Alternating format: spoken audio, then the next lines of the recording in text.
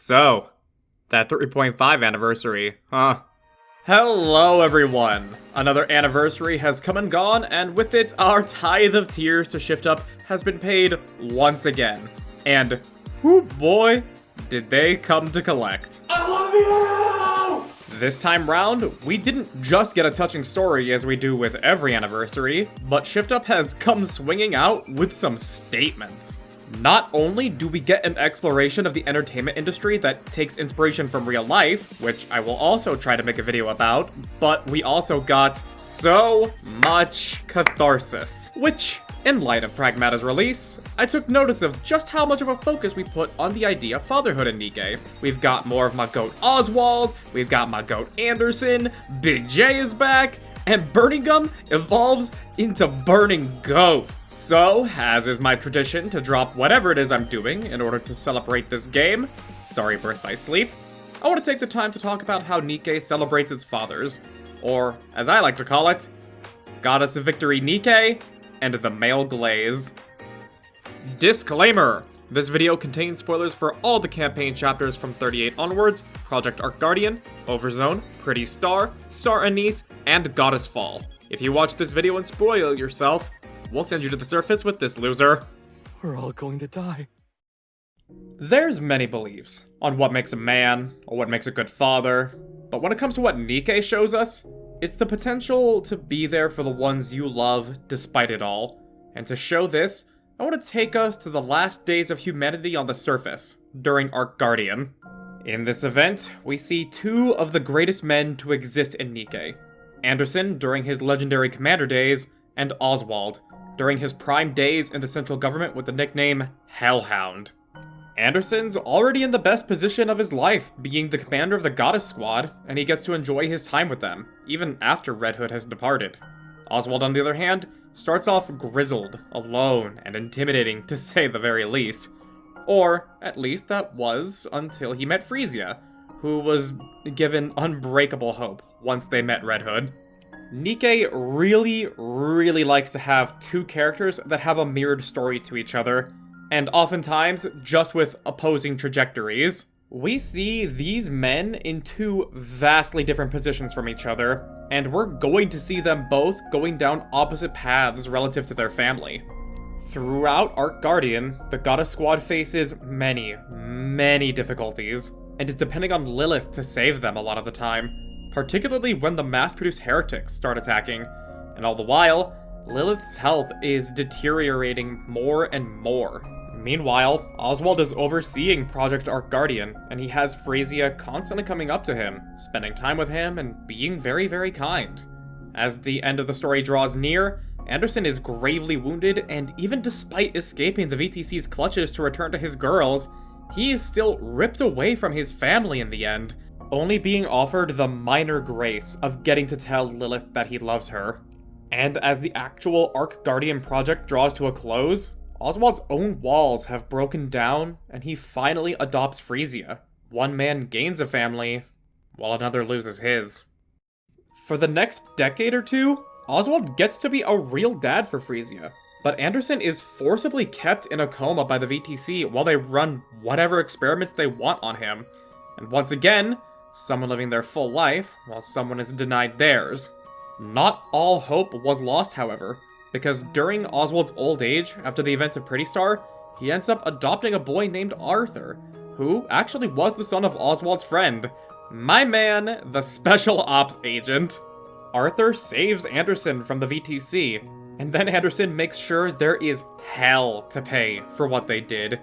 And this much is speculation on my end, but I can imagine Anderson was even more pissed at them than before over everything else, because he knew Rapunzel was next in line to become Her Holiness, which, as we learned in the events of Chapter 43, would have meant that the real Her Holiness was going to steal Rapunzel's human body, and if Anderson learned about their methods, he's not gonna let anyone do that to his girls, whether they were able to or not. Now coming back to Pretty Star, the moment Frisia first called Oswald Mr., I knew exactly where the story was going to go. That in her last moments, she was finally going to call him Dad. And she did. And I was right. And my heart was still shattered. Mr. Oswald. No. Frisia. No. During the whole story of Pretty Star, we still see Oswald doing his absolute best to be a father for Frisia. He was her anchor, the one who kept her going no matter what, her first and #1 fan. But in his one single moment of finally letting his guard down, deciding not to take his gun with him to Frisia's biggest concert, he ends up losing his daughter. It may have been what she planned all along, but that doesn't change how much this hurts Oswald. And this is where we bring it all back together with connecting Oswald and Andersen's stories. Oswald made a mistake and did everything in his power to protect the image of his idols, his stars, and the people he made the tough calls for, all for their sake. Meanwhile, Andersen was dealt a cruel injustice, and instead of letting himself get ruined over it, he delivers swift, powerful justice against those who wronged him, and did everything in his power to still be a good father to his girls, even if he couldn't be with them again. Then, it all finally comes together with the end of chapter 46. After roughly 100 years of feeling abandoned by the Ark, being cast out by Eden, being looked upon with suspicion by so many people, Dorothy, at her lowest point, finally gets to reunite with Andersen. And, unsurprisingly, this moment broke me too. Miss Dorothy. Commander. Everything comes out in this moment. Andersen gets to return to his snarky self as he talks to Dorothy, and he gets to comfort her in his own way, clearing everything up and giving her the peace she deserved for so many years. The man even confesses that if Dorothy came to him and said she was going to destroy the Ark, he would side with her immediately. Obviously, that ended up being a disaster and an unwise decision, but Andersen cares and loves his girls so much that he would turn against the Ark in a heartbeat for them. So that's why he knew to stay away. It still left Dorothy hurt, but he knew his responsibilities, and when she is brought low and given a chance to see redemption, he knows he can finally help fix everything.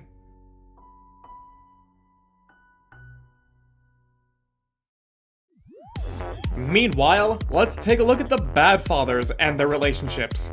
You know them, you love to hate them. It's the one, the only, Mustang!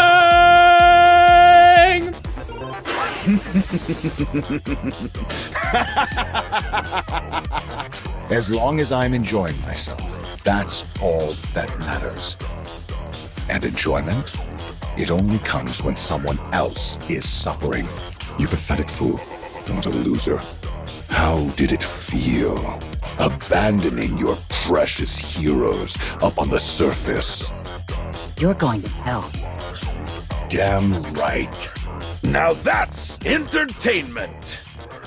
It's pretty obvious that Mustang is, to put it lightly, subhuman trash that we're all happy is gone now. But it's the fact that they wrote the relationship between him and Hansen to be father and son that I find to be fascinating. When Mustang personally met with TT Star, he gave a lot of the history of his family and his relationship with Hansen. And of course, this was to manipulate them and make it basically guaranteed that they'd sign his contract. But the thing about the best lies is that they have the truth mixed in with them. So, even if Mustang started from a sympathetic point, which I personally doubt, because how do you start off good and end up like this? It doesn't matter. He chose to be a terrible person, and he chose to then abuse his son at all hours of the day. And only when Hansen starts developing a backbone and starts taking on his own fatherly role for TT Star after he failed Frisia, does Mustang start respecting him. Just in a very villainous way. The man openly talks about how Hansen can kill him and take over Tetra, but either he believes that Hansen won't do it, or already just wants to see him try so he can get crushed even further under his own boot. And then in the most interesting twist, Hansen does none of that, but instead learns from his own father on how to be a schemer, and proposes Mustang's death and replacement naturally, all for the sake of entertainment. Now, there's a whole nother meta level there on how we get entertainment out of the suffering we see on screen, but I'm likely gonna talk about that in another video, so we'll just leave it at that. So, despite Mustang being the poster child for what not to do as a human being, more specifically, a father, Hansen learns from him all the same, and uses that to become not only a better version of Mustang dedicated to the pursuit of entertainment, but also learns how to become a good father to his little found family that is TT Star. He was always there for Anise, making sure that she could grow and heal from the absolute nightmare that was Smile Time and Rhys's suicide. And when Anise finally decides that she wants to change for the better, he takes that opportunity and hammers home his lessons for her so she can finally climb out of that pit of misery she's been stuck in for decades. And when we get to see it all come together with TT Star's concert, it's just so magical, man. And we get to see a happy ending to the tragedy that was Anise's past. On the flip side, we can look at a man who didn't learn from his father, and in fact became arguably as bad as Mustang, if not worse. In chapter 46, we get the backstory of this parasite, Dobin.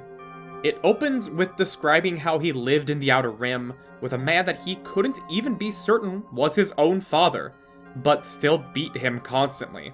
And then once Dobin employed all of his tactics to rise through the ranks of the Ark's military and the central government, he has a fateful run-in with his father, who, while he doesn't recognize Dobin, employs the exact same method that Dobin did to escape the Outer Rim. We don't get to dwell much on Dobin's backstory, or his time with his father, but where Hansen learned his trade from Mustang, and how to be a better person than his father, Dobin only learned how to take out his anger and hide his insecurities through ruining the lives of others and taking pleasure in it. And so we have Hansen, now filling the role of Mustang, being a beloved CEO who helped the Ark star shine, and Dobin left with absolutely nothing, left to probably become food for the Rapture Core powering the Ark, all at the hands of my new goat, Burningum. As for Burningum, there's not much to say about him being a father. He's mainly implied to be a good dad because he asks for the commander's autograph for both himself and his son. Definitely cute, but not much to go on.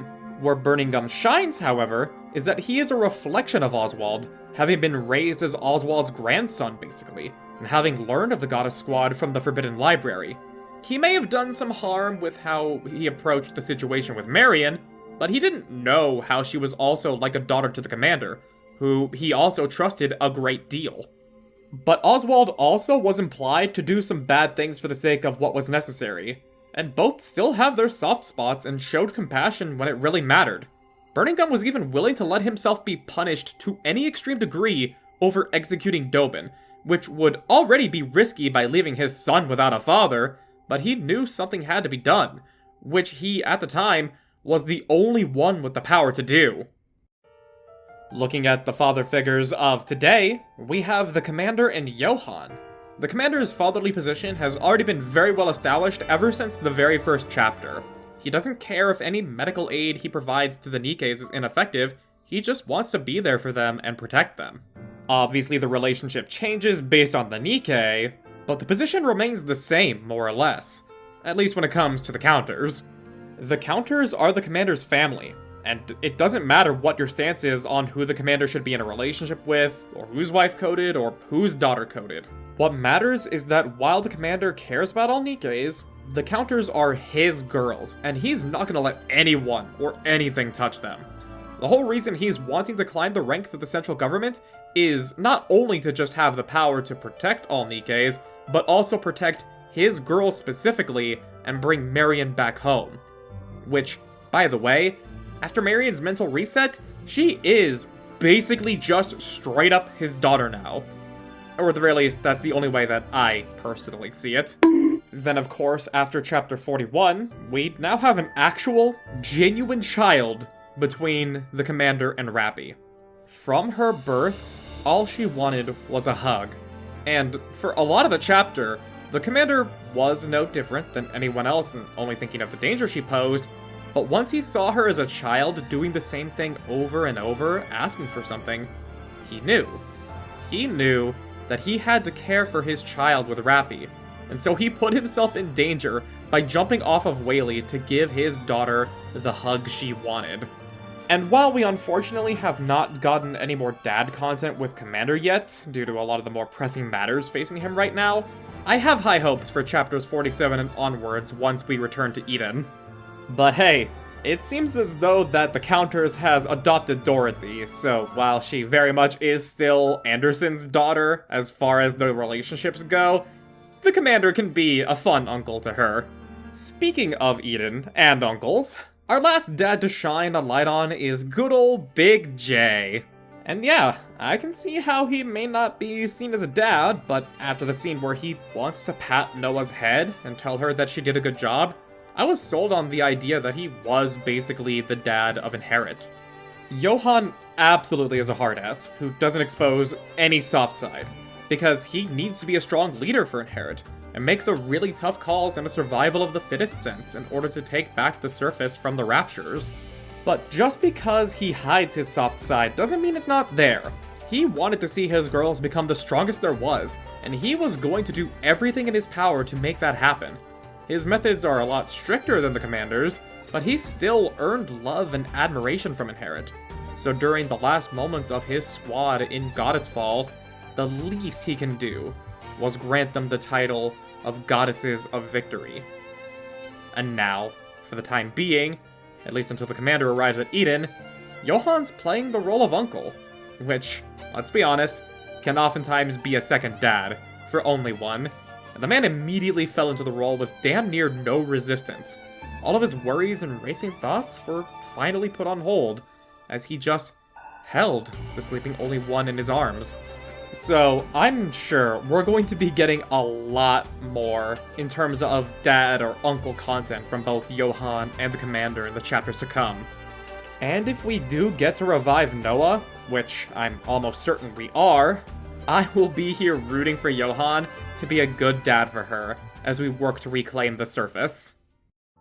Nikke on the outside may still be known as the Gunnar booty shooty game where the MC is just building a harem to those on the outside, and to those of us that have played it, know how deep and beautiful its story can get.